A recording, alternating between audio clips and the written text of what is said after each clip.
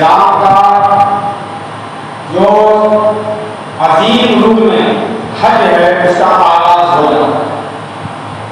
شوال ہی سے حج کے ایام شروع ہو جاتے ہیں، اسی کو فرمایا اللہ جو اشہر معلومات، حج چند معلوم مہینے ہیں۔ یہ یکم شوال سے 10 ذی الحجہ اشہر حرم اشہر حج کہلاتے ہیں۔ انہی میں حجاج کرام مختلف علاقوں سے، دنیا کے مختلف گوشوں سے فریضہ حج ادا کرنے کے لیے بیت اللہ کا قصد کرتے ہیں۔ حج اللہ رب العزت سے محبت اور عشق کی علامت ہے۔ یہ ہمارے اسلام کا 5واں عظیم رکن ہے جو ان لوگوں کو فرض کیا گیا ہے جن کے پاس اللہ تعالیٰ نے دولت دی ہے اور راستے کا امن ہے، حکومت کی طرف سے اجازت ہے، کسی کا قرض نہیں باقی ہے، کوئی مطالبہ کسی کا نہیں ہے، ضرورت سے زائد اس کے پاس رقم ہے، اپنے بال بچوں کا پورا خرچ اور ان کے کھانے پینے کا انتظام کر کے وہ سفر پر جاتا ہے، تو ان خاص لوگوں کے لیے جنہیں کہ من استطاع الیہ سبیلا فرمایا، ان لوگوں پر فرض کیا گیا ہے جو بیت اللہ جا سکتے ہیں۔ ویزا، جہاز کا ٹکٹ، مکہ اور مدینہ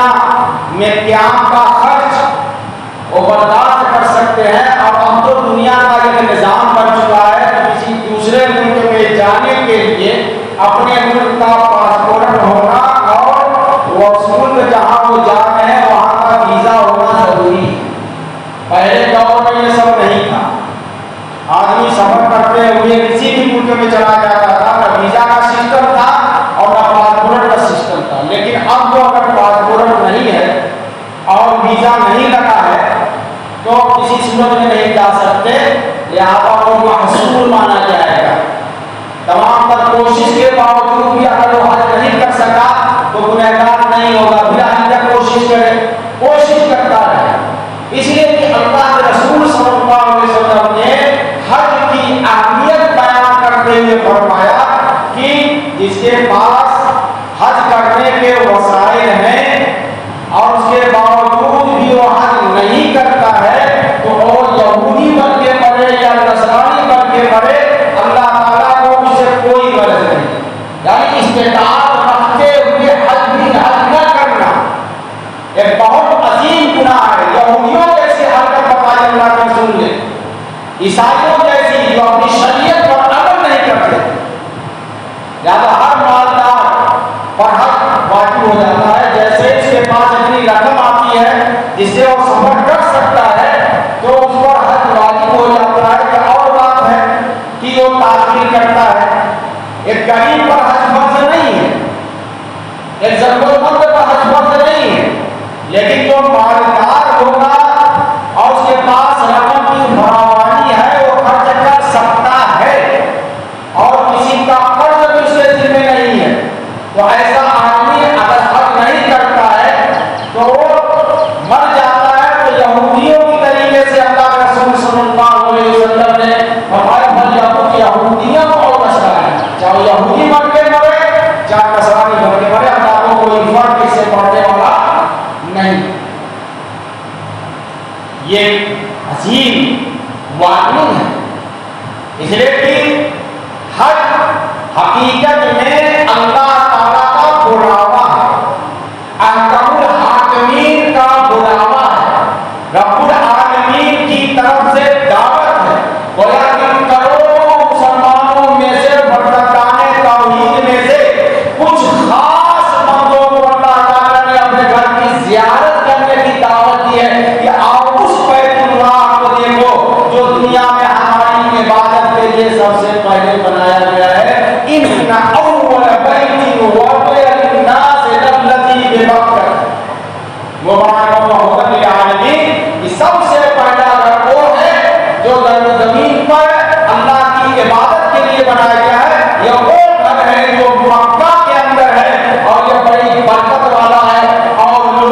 کے لیے وہ ہدایت کا ذریعہ ہے۔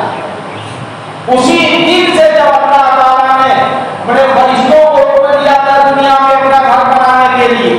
آدم علیہ السلام نے اس کا طواف کیا، اس کا حج کیا، پھر ابراہیم علیہ السلام کے زمانے تک اور حج ہوتا رہا۔ اگر نوح علیہ السلام کے زمانے میں طوفان نوح میں اس کی ظاہری عمارت جو ہے اور منہدم ہو گئی تھی اور اس کی بنیاد باقی تھی، پھر اللہ رب العزت نے اپنے خلیل حضرت ابراہیم علیہ السلام کو حکم دیا کہ اپنے بیٹے کو اور اپنی بیوی کو جا کر کے اس وادی میں چھوڑ آئیے جو پیداوار نہیں کرتی ہے، چٹیل ہے، ویران ہے، پانی نہیں ہے، بیاب ہو گیا، لیکن وہ ہمارا گھر نہیں پر ہے۔ حضرت ابراہیم علیہ السلام کے ذریعے مکے کی آبادی کرا کر کے بیت اللہ کو نئے سرے تک سے آباد کرانا تھا، اس کی عمارت کی تعمیر کرانی تھی۔ ہر نبی نے اپنے اپنے زمانے میں بیت اللہ کا قصد کیا اور یہ اپنی بندگی کی مثال قائم کی، اللہ کے دربار میں وہ حاضر ہوا اور اس کے بعد حضرت ابراہیم علیہ السلام نے اس کی بنیاد حضرت اسماعیل علیہ السلام کے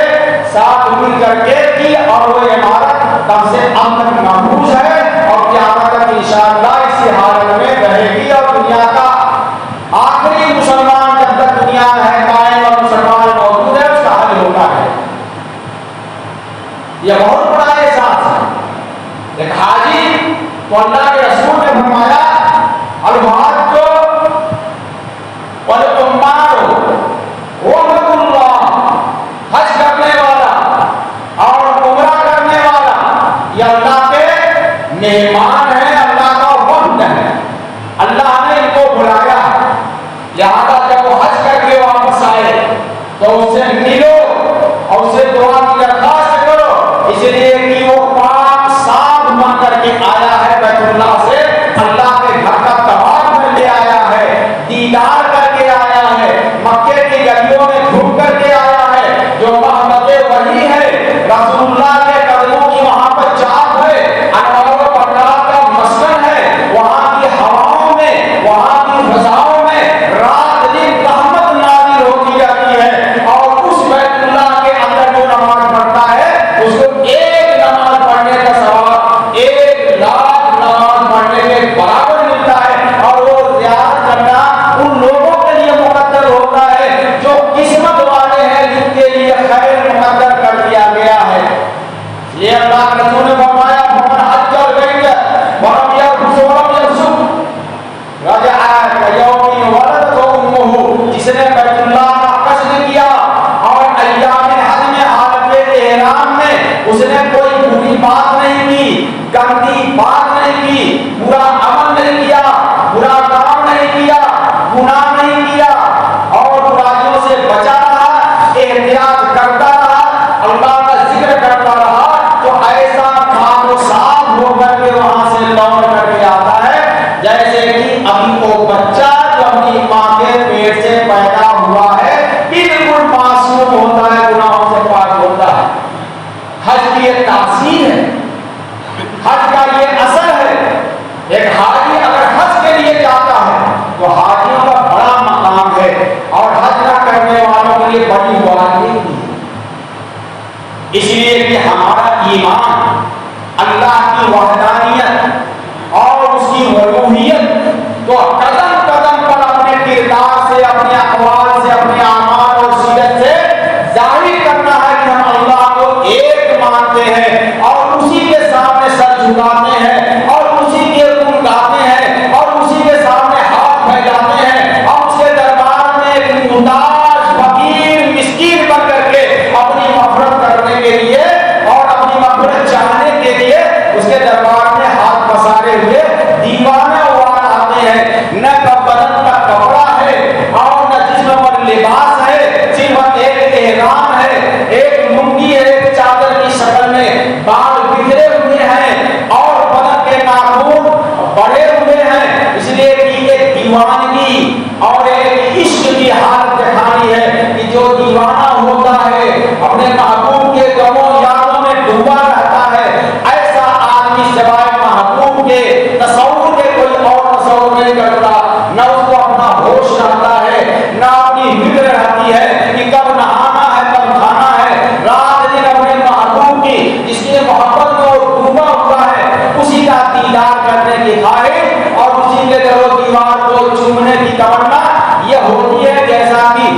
مجنوں کا ہاتھ تھا لینے کا ساتھ۔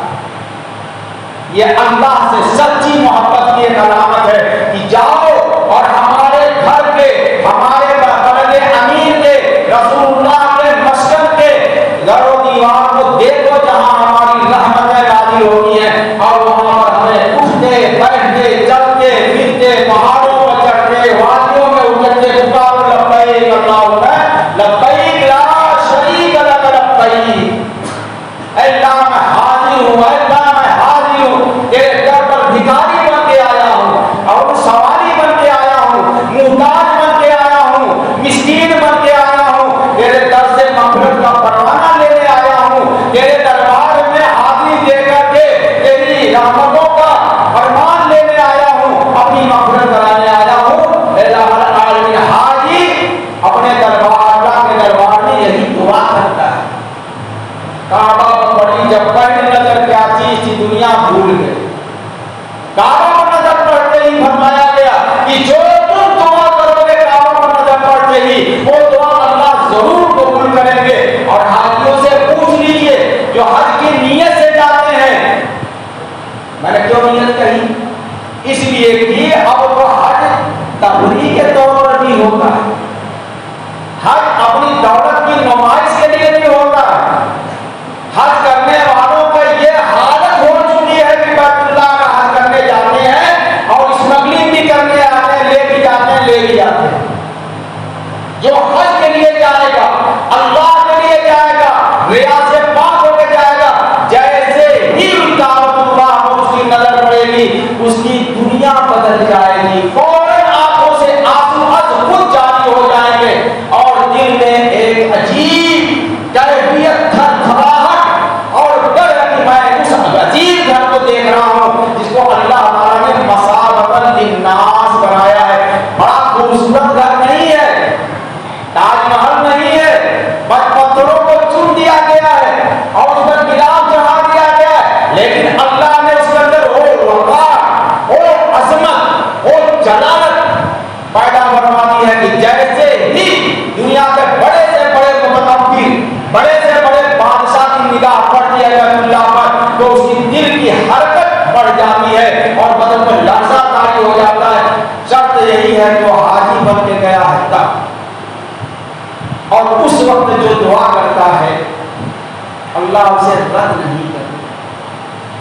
بیت اللہ کے چوکٹ پکڑ کے جو لوگوں نے دعائیں کرتا ہے اللہ اسے رد نہیں کرتے۔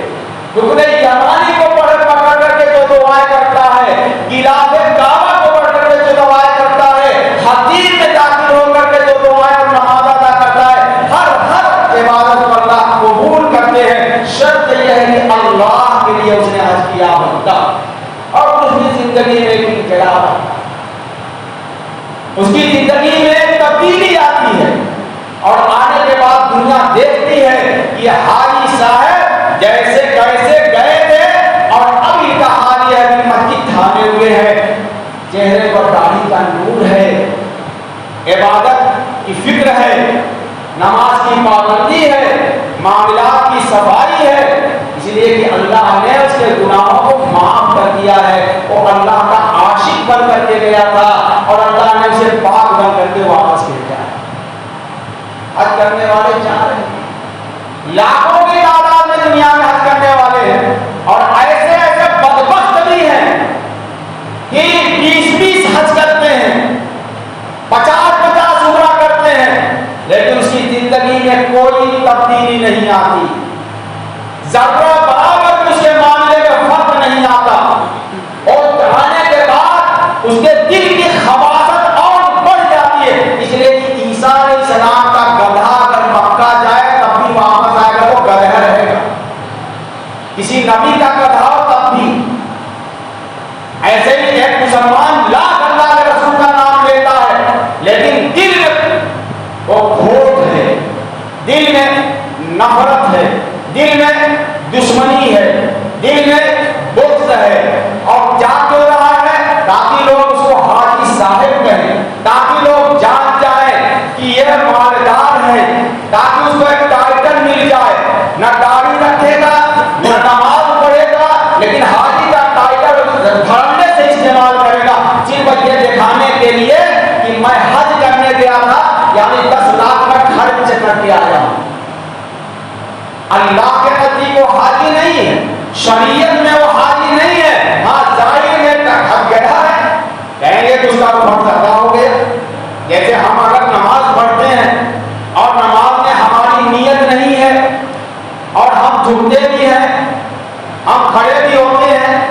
قیام بھی کرتے ہیں، رکوع بھی کرتے ہیں، لیکن ہم نماز پڑھنے کے لیے نہیں پڑھ رہے ہیں، دکھانے کے لیے، تو ایسی نماز کا حکم ہم ظاہر پر لگا دیں گے، علماء کہتے ہیں کہ نماز ہو گئی، لیکن اللہ کے نزدیک وہ نماز نہیں ہے. منافقین کی نماز پڑھتے تھے.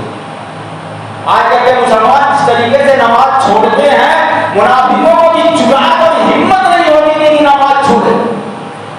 جیسے آپ بے عمل نماز، بغیر ثواب کی نماز، اس کی مثال یوں سمجھیے کہ آپ کے پاور پر صرف گھی کا دانہ لپٹتا رہے اور آپ کا جو پٹھلا ہے اس میں آپ نے وہ دھاگا نہیں لگایا جس کو ہماری زبان میں نبی بولتے ہیں، اور وہ چلتا رہے اور وہ لپٹاتا بھی رہے گا، لیکن جیسا دھاگا تھا، جیسا دانہ تھا، ویسے ہی دانہ لپٹاتا رہے گا، لوگ چلتا رہے گا اور بھی ختم ہوتی رہے گی، لیکن ساڑی نہیں تیار. ایسے ہی ہم نماز پڑھتے رہیں، حج کرتے رہیں اور ہماری نیت میں نہیں ہے کچھ، تو ہماری نیت کی صحت ہی اصل عبادت ہے. اعمال بالنیات. اللہ تعالیٰ جو بھی حج کرنے جا رہے ہیں، اللہ تعالیٰ ان کے حج کو مقبول فرمائے، ان کے اس سفر کو قبول فرمائے، ان کو اپنی برکتوں سے نوازے، ان کی نیتوں میں خلوص پیدا فرمائے، ان کی زندگی میں تبدیلیاں پیدا فرمائے. اور جو لوگ نہیں جاتے ہیں، اللہ تعالیٰ ان کو بھی اپنے گھر پر بلائے، اپنے در پر بلائے اور اپنی مغفرت سے اور اپنی رحمتوں سے نوازے. وآخر دعوانا الحمد للہ رب العالمین.